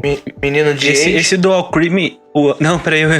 O Alcremie, ele dá o ataque já nocauteando num hit, né? Porque ele vai acelerar um monte de energias, vai bater com os Zapdos, então só vai uma na frente. E depois ele pode descarregar uma tonelada de energias pra poder dar o dano pra nocautear, né? Sim, o Alcremie VMAX, ele bate 60 vezes a quantidade de energias que ele descartar. Então, se ele descartar 6 energias da mesa, né, ele bate 360, conseguindo nocautear em um hit. E a Alcremie tem fraqueza metal. Então, o Eternatus não consegue nocautear ele em um hit, né, depois que ele evoluiu para VMAX. Então, ele usa a habilidade colocando um monte de energia em campo e bate de Zapdos. E aí eu fico num checkmate, porque se eu mato os Zapdos, ele vem de bolo. Se eu der boss no bolo... Ele sobe de Zapdos. Ele sobe de Zapdos, fica meio que num checkmate. Rapaz, é uma estratégia bem boa essa aqui do bolo no baralho, né? Mas aí entra naquela questão que a gente tava conversando de consistência, né? Ele colocou uns Zapdos no deck e 2 Auroras. Só que a Aurora no deck de Calyrex não é buscável, ele precisa comprar no draw, né? Num DD, numa Magnolia, na habilidade. Então, como só tem 2 no deck, 2 Auroras, não é tão fácil ele comprar. Então, é aquela questão da consistência. O que é melhor? Você não colocar nada disso e você assumir a derrota pro Eternatus, ou assumir que a partida é bem difícil, ou você pode deixar menos consistente e tentar ganhar. No caso, ele ganhou na segunda fase do Suíço, ele ganhou. Na final, ele acabou falhando e perdeu. São riscos, né? São escolhas que o jogador faz na hora de montar a decklist. Com certeza. E os Zapdos também não é tão fácil pegar não, porque é só Quickball, né? E então tem que achar os dois ao mesmo tempo, realmente é complicado. E tem que ter o recuo. Eu já joguei um pouco de Shadow Rider Calyrex e, cara, quando esse deck não quer achar as peças, você não acha, não. É meio estranho. Às vezes o problema do Shadow Rider Calyrex é que ele não consegue fazer o ciclo de comprar carta todo turno. Por exemplo, às vezes no começo você consegue fazer, sei lá, um Calyrex e acha pouca energia. E aí quando o deck não começa a acabar fundo, é muito fácil de falhar essas peças. Muito fácil mesmo. E aí é só se o cara montar um setup bem bonitinho e usar 3, 4 Calyrex por turno, aí ele acha as peças. Se não for assim, realmente é bem difícil de achar as Auroras e achar busca pelos Zapdos, achar recuo. De qualquer forma, o Eternatus ainda é favorável nessa match, mesmo contra os Zapdos. Exatamente por isso que você falou aí. Ele tem que achar nos turnos-chave dele, né? Agora deixa eu te perguntar, esse baralho aqui eu vi que ele também tem um tag team Sogali e Lunala. É pelo de GX de 200 e o 230 com 4 energias? O que ele fazia com isso aqui? Ele chegou a usar contra você? Olha, sinceramente, tem algumas cartas dessas listas japonesas, da Tailândia, que a gente aqui no Ocidente não entende muito, né? Os japoneses, eles gostam de colocar uma cópia de algumas cartas que pra gente aqui não faz o menor sentido, né? Se você pegar um jogador daqui, eu acho muito difícil ele usar esse Soul Galil. Mas é um atacante secundário, é um atacante assim... 230 seco, 200 seco. E ele pode combar, por exemplo, no T1 ele pode ligar uma energia no Gengar e dar o GX. E aí no T2 ele vem batendo com o Sogalil. Mas nessa partida contra Eternatus especificamente não faz tanta diferença, assim. Eu acho que ele é um atacante a mais pra contra Luke Metal, porque ele consegue bater nos Zamazenta por não ser VMAX. Eu acredito que a ideia é mais essa. Bom, faz sentido, né? O metal já não tem mais a resistência psíquica, a vida dele, o ataque dá certinho o dano nos Zamazenta, né? Com 4 Calyrex dá pra montar esse bicho num turno só? Sei lá. Não sei se é tão certinho assim nos Zamazenta não, assim, porque depois que der o GX é menos 30, verdade, tem o GX. Se tiver com óculos de metal é menos 60 que tá tomando de dano. Não sei se é tão certinho verdade, assim não, cara. Eu acho que disso. Talvez seja até mais certo você tentar bater com, sei lá, mano, até com... eu acho que o Trevenor joga melhor do que o Sogai Lunala. É verdade. O Trevenor tira 2 cartas. Controla a mão do cara. O dano, ele pode não fechar o nocaute, mas talvez em 2, 3 hits você controlando a mão do cara sem ele fazer nada, você consegue jogar melhor. Não, a ideia é pelo dano seco mesmo, cara. Por exemplo, ele é o único que você consegue dar um hit em V garantido. Então é mais ou menos essa a ideia. É você não depender de, por exemplo, acertar um Poltergeist pra matar um V e você ter um nocaute garantido. Mas realmente ele não é tão bom assim, não. Ele é bem específico. Você vê que pela lista que a gente tá comentando, esse cara tecou muito pra algumas partidas e essa é outra tech bem específica. É só pra dar aquele nocaute em Pokémon V garantido, porque o deck não tem como dar um nocaute garantido. São 4 energias. Cara, não é tão difícil não. Quando você vai primeiro, a questão é essa, quando você vai primeiro de Shadow Rider Calyrex, você faz seu setup T1. T2 você usa o Horror House, já energizando com o Calyrex. E no T3 você dá um boss com o Sogaleo Lunala matando um V básico chave do cara. Essa é a estratégia. É você não depender do Gengar pra fazer isso. É você fazer esse rolê de dar o Horror House T2 comprando carta, e no T3 você dá um boss numa carta-chave do cara. Se for, por exemplo, contra um Urshful... se bem que Urshful tanto faz, né? O Urshful já tem a fraqueza. Se for, por exemplo, o Ice Rider Calyrex, que acontece muito, que é o cara baixou só um Ice Rider no T1, e você faz um boss matando o único Ice Rider dele, o jogo acaba. Não tem o que fazer. Então, é mais ou menos essa a ideia desses danos secos que a galera coloca, né? Sim. Sabe que isso que você falou de não depender do Poltergeist, do Gengar e Mimikyu pra fechar o dano no V-chave é uma ideia bem boa, porque eu lembrei que no playoff, né, do Team Challenge, que o meu time acabou sendo eliminado, aconteceu 2 vezes. Tinha um jogador que tava de Shadow Rider Calyrex, o Mr. Wesley, que comentou também no nosso programa, depois eu vou falar, e nas 2 vezes em que ele tentou, o adversário só tinha 4 trainers na mão e o Pokémon ativo tinha 210 de vida. Então, se fosse o Solgar Lunala e tivesse conseguido energizar, isso não teria acontecido, mas também tem a questão de serem 4 energias, né? Mas você tem que fazer um puta T1 também, cara. Sim. Tem que fazer um baita de um T1. Tem que botar T1 e T2. Tem que botar 3 bichos no banco pra poder energizar. Exatamente. Energizar. Eu acho que é muito rolê, por isso que eu acho que é muito rolê. 4 energias. Se você não conseguir colocar os Calyrex no banco, você não vai fazer ele no T2 ou no T3, depois de dar Mas um aí também de merda. você pensa, tipo, é uma carta, é uma cópia, então não é tão problemático assim, não quebra tanta consistência. Ele usar as outras cartas, que é a Aurora, Zapdos e o Bolo, quebra mais a consistência do que o Solgaleo Lunar. O Bolo nem tanto, porque o Bolo bate com energia psíquica. Sim.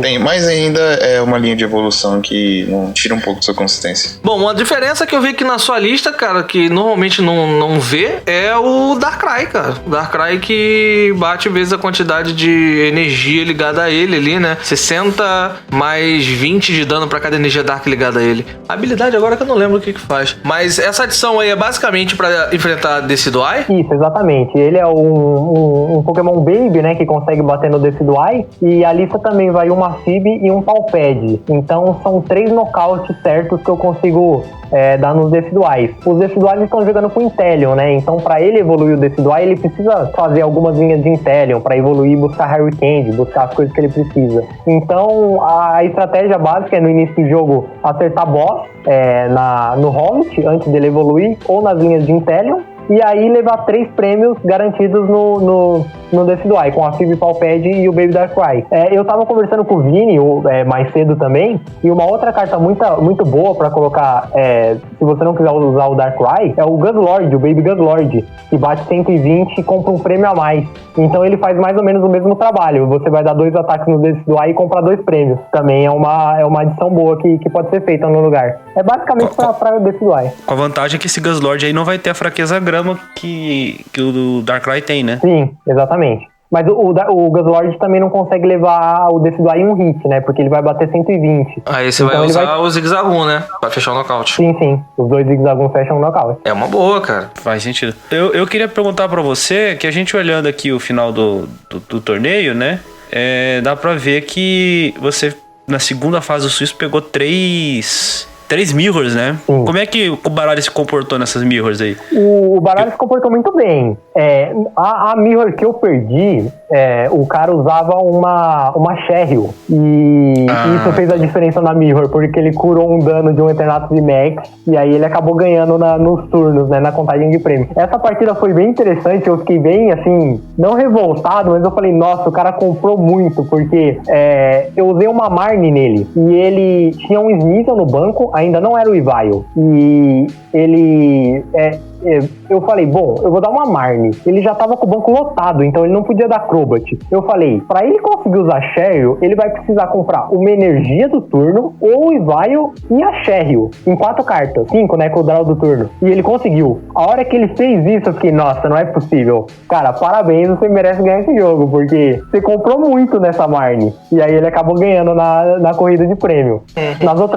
Nas outras 2 mirrors, os caras usavam uma lista bem parecida com a minha, não usava Cheryl, e aí eu acabei conseguindo ganhar. O deck não falhou nada nenhum turno. Ah, interessante.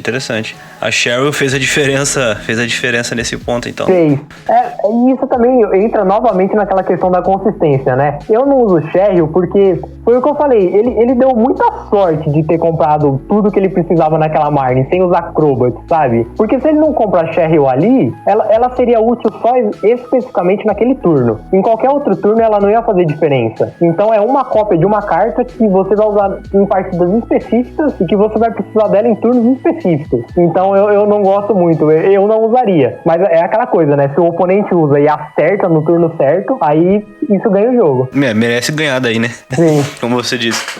Mais alguém? Não, eu tô esperando o GH ver se ele fala. Não, tô tranquilo. Então tá bom.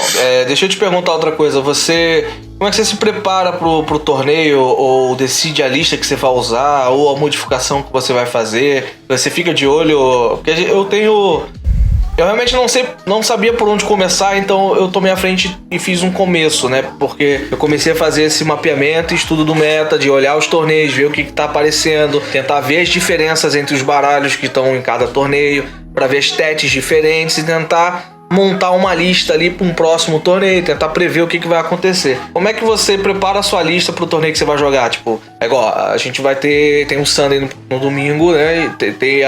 Hoje tá tendo a Two Series. Se você for jogar o torneio de domingo da Sunday, como que você vai montar a sua lista? Você vai com a mesma lista? Você vai modificar? Vai mexer? Como é que você vai fazer? Bom, primeiro eu decido com qual deck eu quero jogar baseado nos torneios da Limitless, né? Porque o meta do online, como tem muitos torneios todos os dias, o meta muda muito rápido. No físico não era assim. Até porque você não tinha acesso à lista das pessoas também, né? Que você tava jogando contra. Agora no online, na primeira rodada de qualquer torneio, qualquer pessoa, mesmo aquela que não tá jogando, pode entrar no site e ver a lista de qualquer jogador. Então, não existe mais, essa lista é minha, essa lista é sua. A partir do momento que você jogou um torneio do Limites, a lista já é pública. Qualquer pessoa pode ver qualquer teste que você coloque. Então, eu vejo basicamente como é que tá o meta, qual que é o deck que tá sendo mais jogado. Então, por exemplo, se agora eu ver que o deck mais popular da semana foi Urso, eu não vou de Eternatus, porque vai ter muito Urso. Agora, se eu ver que tá tendo muito Calyrex e Max roxa, né, psíquico, Eternatus já é uma boa. E, na verdade, o Eternatus ele consegue jogar basicamente bem contra qualquer coisa que não seja Urso, né? Então, a partir do momento que, enquanto o Urso não for o deck mais popular, eu vou continuar jogando de Eternatus, que é um deck que eu gosto, é um deck que eu vejo que ele tem partidas boas contra o resto. E em relação à lista em si, depende muito, por exemplo... o Baby Darkrai ali, né? Ou alguma coisa Baby. Você espera enfrentar Decidueye? Ou você tá assumindo essa derrota? É uma coisa que você tem que pensar, uma coisa que é muito pessoal, sabe? Não é uma coisa obrigatória, mas se você enfrentar um Decidueye e não estiver usando ele, não vai ficar reclamando depois. Então são pontos bem pontuais, assim, que em torneios grandes, eu não gosto de assumir derrotas, assim, pra deck, por exemplo, de Decidueye. Um Urso, tudo bem, porque é uma auto-loss. Um Decidueye é uma carta ali que eu vou colocar, que eu vou conseguir ganhar dele. Então, em torneios grandes, aí eu já prefiro colocar. Essa é mais ou menos assim a minha linha de raciocínio. Eu tô fazendo esse estudo e mapeamento exatamente pela Limitless. E eu tenho pego 3 tipos de torneio, 2 que eu tenho jogado, que é a Two Series e o Carteado Sônico, e um que é o Sunday Open. Exatamente o Sunday Open eu tenho analisado esses 3 torneios. Então eu entro lá, vou no Two Series, vejo o metagame, qual que teve mais, a maior amostragem. Shadow Rider, abro o Shadow Rider, qual foi a melhor colocação do deck? Abro a decklist do cara e analiso. Vou lá no Carteado Sônico, vou ver o Shadow Rider quanto que teve, pra tentar comparar. Vejo a lista do cara que foi o melhor colocado. Comparo as duas listas pra ver as stats que usou, tento entender o que ele pensou, vejo as partidas dele igual a gente tá comentando as suas aqui. Então eu tô fazendo desse jeito, pra tentar traçar uma estratégia pro próximo torneio que eu vou jogar, seja ele qual for, entendeu? Eu tô indo nessa linha de raciocínio inicialmente, porque eu tenho muita dificuldade. A minha dificuldade é montar a lista, desenhar a lista ali do que eu vou jogar. Essa é a minha maior dificuldade. Eu consigo entender o que o jogador vai fazer, eu consigo traçar uma estratégia, mas na hora de eu mexer na minha decklist ali, eu tenho essa dificuldade. Então eu tô começando esse modo de treinamento para eu poder aprender um pouco mais do jogo e para daqui a algum tempo, e eu falei já várias vezes pra galera que tá acompanhando esse treinamento, que não é para curto prazo, é para longo prazo. Eu não espero resultados tão rápidos, mas eu espero que daqui talvez 6 meses, 1 ano, eu consiga ter melhores resultados nos torneios. E já tem rolado uns resultados melhores. Mas eu tô tendo dificuldade de prever, assim, que pode aparecer. Igual, cara, tava tendo muito Shadow Rider nos torneios. Aí no Carteado Sônico, mano, deu um boom de Calyrex de gelo que eu peguei 3 na sequência. Foi 3 seguidos. E a minha lista não desenvolveu. Então, assim, eu tô indo nessa mesma linha que tu, de ficar olhando os torneios da Limitless pra poder tentar jogar. Eu acho que eu vou mudar, cara. Eu acho que eu vou mudar o Calyrex, mano. Quase indo pra Bronzong Box mesmo. Eu gostei. Tá brincando muito na sua mão? Tá, cara. Eu testei a lista do Lebui que jogou comigo, que o foco dele não é nem usar o Intélio de dano.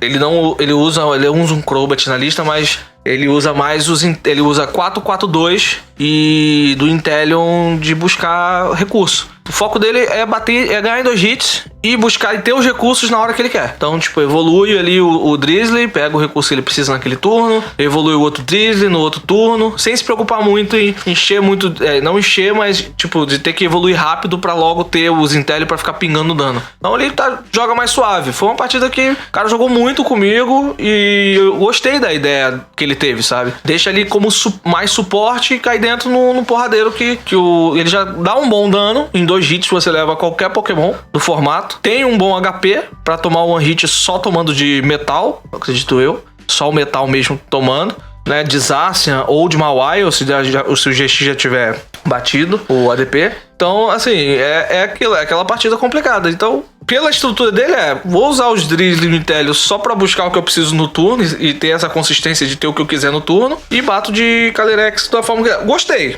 Mexi na lista, não coloquei o Crobat, não senti tanta falta assim, mas tentei jogar de uma forma mais coisa. Vou testar essa semana essa lista mais ou menos assim, talvez botar o Crobat, vou ver direitinho como eu vou mexer. Mas se brincar muito de novo, cara, já vou pular de deck, vou pra outra. Cara, aí é muito treino e ver o que você tá sentindo confortável, mas se tiver brincando muito, você pode tentar adicionar mais cartas que buscam os básicos, porque eu vejo que a galera tá usando muito pouco a comunicação e tal, mas eu gosto dela de maior quantidade, pra poder achar mais rápido as cartas. Então, eu testei algumas listas, eu tava jogando com o Ice Rider Calyrex, né? Esse tem sido o maior problema. Eu cheguei até a cogitar deixar sempre o oponente começar pra dar o ataque do Subble no T1, entendeu? Porque pra encher o banco já de outros Subbles e desenvolver o jogo melhor a partir do T2. Mas os testes também não renderam tão bem quanto eu esperava. Então, eu acho que o ideal seria aumentar um pouquinho mais as cartas de busca pra conseguir melhorar o baralho. Pelo menos nas listas que eu testei, né? Todas elas iam, tipo, uma comunicação quando ia, né?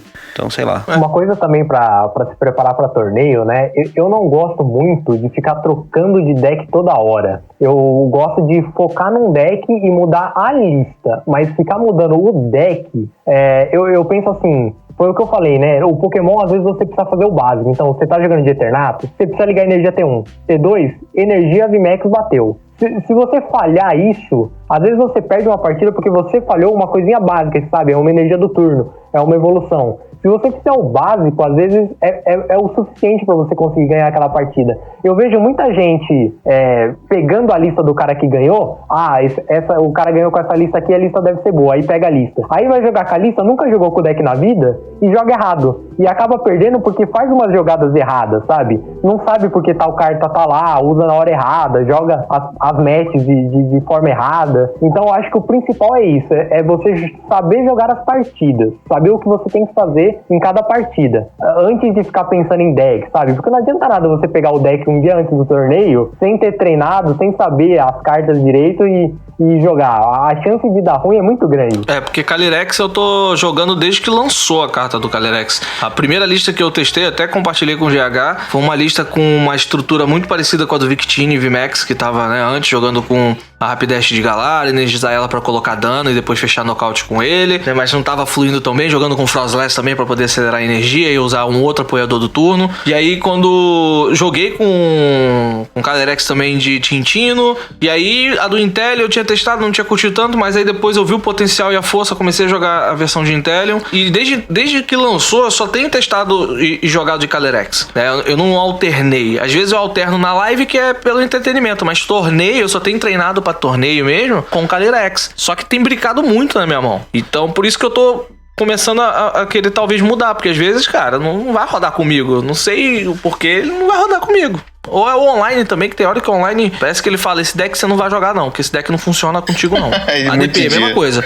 ADP é a mesma coisa. O online fala, ADP não joga com você. E ele não joga. Eu faço certinho a play da ADP e a ADP não roda. Então, É o cavalo psíquico comigo. Eu tentei jogar com isso, não vai. É umas mãos muito ruins. Eu não consigo baixar os cavalos. Eu dou uma Marne e me zico. Não vem os cavalos VMAX pra usar as habilidades. Eu falo, como é que o povo consegue jogar disso? Comigo não funciona.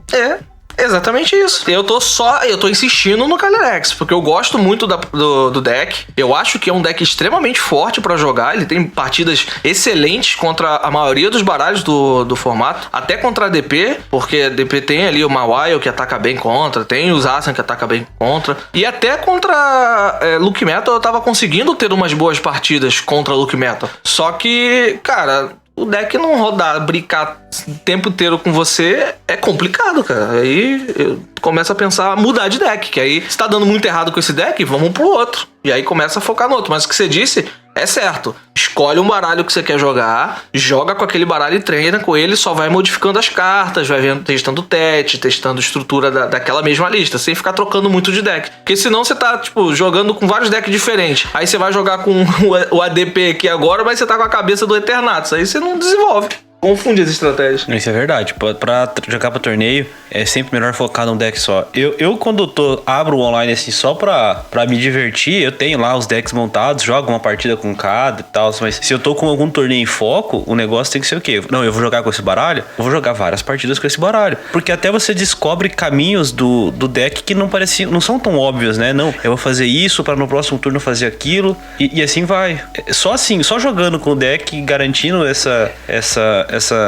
esse contato contínuo com aquela lista, mesmo que com pequenas variações, que você consegue descobrir até onde o baralho pode chegar. O real potencial dele, né? É isso aí mesmo, cara. Essas coisas vêm só com treino. Bom, é isso, pessoal. O que vocês querem perguntar mais sobre o deck, sobre o torneio, sobre o que foi aí com o Augusto, pra gente ver o que a gente pode falar um pouquinho mais aí. Augusto, você quer falar mais sobre o deck, sobre alguma estratégia, ou sobre alguma coisa que a gente não pontuou que seria legal você falar aí de Eternatus? O deck é bem simples, né? O Moltres recuperando energia e o Evile podendo mover, deixou o Eternatus muito bom contra martelo, tanto que nem tem mais deck de martelo, né? Os Picrons que usavam martelo não usa mais. A DP você não vê mais usando martelo porque não é mais efetivo, né? O cara tira energia, mas em um turno você consegue Moltres, energia do turno e Vile. E o Eternatus tá atacando. A autoloss principal é o urso mesmo. Eu vejo algumas pessoas não usando, por exemplo, Fib no Eternatus, e eu acho um crime isso, né? Porque contra Luke Metal,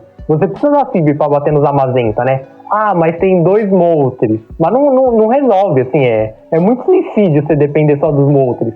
A Fib ajuda muito essa partida, então existem algumas coisas assim que não é que a lista da outra pessoa tá errada, né? Mas existem algumas cartas assim que a partida contra a Luke Metal melhora muito com a presença da Fib e o Palpad, né? Então você não usar, você pode acabar perdendo uma partida que se você usasse, a partida ficava muito fácil, sabe? Então eu acho que é essa linha de raciocínio. Contra Luke Metal, o Moltres não garante nada, porque Luke Metal tem Lulu e Vitória. Você bateu ali o dano, não consegue bater o dano cheio, porque ou vai estar de óculos, ou já vai ter dado GX, ou os dois, que vai resistir 60 de dano. E aí na hora que você bateu, o cara usa uma Lulu e Vitória, acabou aquele esforço ali do baralho. Então realmente é muito importante a Fib, a Spectra dentro do baralho pra você poder bater em cima dos Amazenta e ter uma partida melhor contra a Luke Metal, que é um baralho muito chato. Luke Metal é bem chato, viu? Tá louco. Tô cansado de enfrentar. Muita gente tá cansada, não é só você, né? Uma das... Assim, óbvio que eu não entrei no online por conta disso, né? Porque enfrentei o Luke Metal, mas eu fui jogar com o Ice Rider Calyrex na última vez que eu joguei, e eu testei várias partidas e, assim, cara, foi briga atrás de briga. Eu falei, não, tá bom, já entendi, não é pra jogar, né? Vou dar um tempo. Aí eu fechei e acabou que tô uma semana sem jogar. Logo eu tô de volta. O online tem vida própria, ele decide quando você joga ou não. Sim, isso é verdade.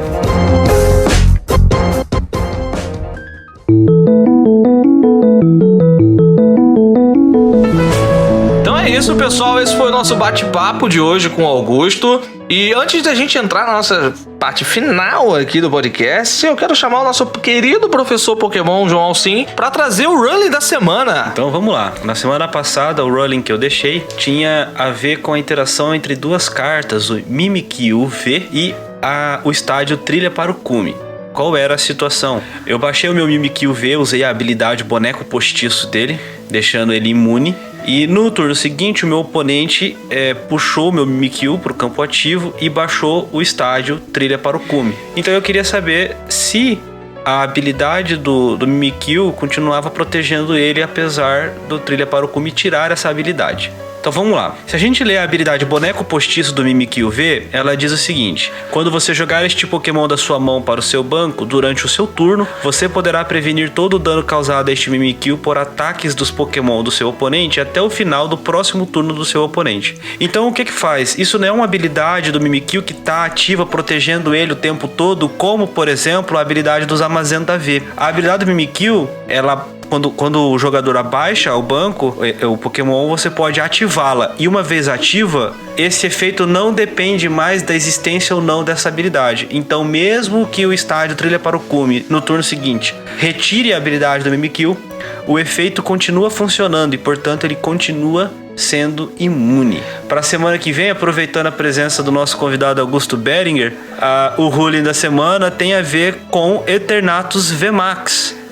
Todo mundo sabe que o Eternatus, com a habilidade ativa, ele amplia o banco para 8 Pokémon, mas o jogador fica impedido de jogar Pokémons do tipo noturno naquele banco. A questão é, um tempo atrás tinha um pessoal usando, bem no começo, né, quando o Eternatus foi lançado, o pessoal usava um Sneasel de água para poder desevoluir o Eternatus e descartar outras cartas do banco. E aí eu quero saber o seguinte: vamos supor que eu tenha esse Sneasel de água, ele está na minha mão e eu não posso baixá-lo porque eu tenho um Eternatus VMAX em campo. Mas o meu oponente jogou no banco dele a carta da Mawile GX, que tem a habilidade Piscada Cativante, que quando ela vai pro banco, o jogador pode olhar a mão do oponente e colocar qualquer número de Pokémons básicos que ele encontra lá no banco do oponente. Eu quero saber, o meu adversário que baixou essa Mawile, olhando a minha mão, vai poder baixar esse Sneasel de água ou não? A resposta na semana que vem,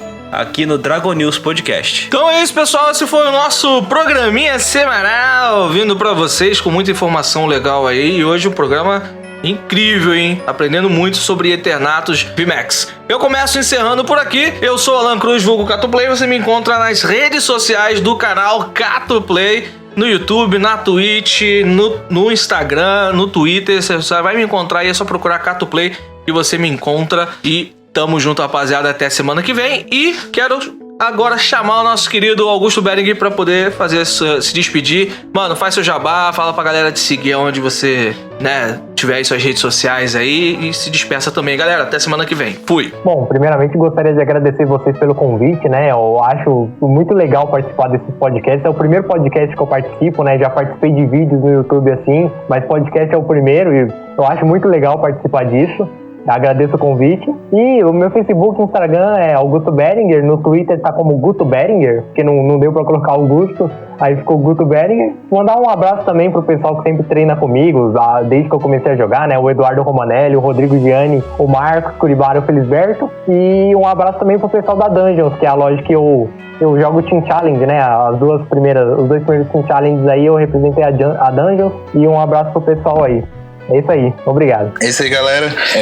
Valeu por ter participado, Augusto. Parabéns aí pela classificação, não, pela vitória, E muito sucesso aí também na Copa Cup. Todo mundo aqui vai treinar muito forte. Acho que só o Alcin que não vai, Mas treine bastante aí. Eu sei que você consegue ir longe na Copa Cup. Tomara que todo mundo aqui consiga ir longe, mas é isso. Valeu, galera. Até semana que vem. Se quiserem me encontrar lá no Twitter, JH_PTCG. Vou voltar a treinar, então devo atualizar algumas coisas lá. E é isso. Falou. E o Insta? Ainda não criei o Instagram, foi mal. Poxa vida. Então vamos lá. Eu queria só fazer um adendo aqui antes de terminar. Deixar um abraço pro nosso ouvinte lá no Instagram, @Diego de Oliveira 92. Deixou um comentário lá agradecendo o salve do Catoplay no programa anterior. E também, novamente, pro @Mr. Wesley, que lá na postagem do programa ele comentou que o episódio tinha que se chamar Dragon News Origens, porque contou o nosso começo no TCG. E ele acertou a resposta do Rolling do Mimikyu, sobre a interação dele com a Trilha para o Cume. E inclusive ele citou já 2 dias atrás, no dia do lançamento do episódio, quase, sobre o aumento do Drizzly, né? Já falando que o Drizzly já estava quase R$30 cada um, que era uma tristeza isso ter subido. Então um abraço tanto pro Diego quanto pro Wesley. Obrigado por comentar. Quem puder, deixa lá um comentário, interage lá com a gente, é muito legal. Demais, muito obrigado, Augusto, ter participado aí com a gente, ter dispensado seu tempo aí pra gravar. A casa é sua, querendo participar, a gente tá aí, é só dar um salve. Muito obrigado. E se vocês quiserem me encontrar, eu tô lá no Twitter, no Instagram, @JoãoAlcim nos dois. E você pode seguir o Dragon News Podcast, tanto no Twitter quanto no Instagram, em DragonNews_pod. Se você quiser deixar um e-mail pra gente, com críticas construtivas ou sugestões, pode mandar para dragonnews.podcast@gmail.com. E é isso, até semana que vem.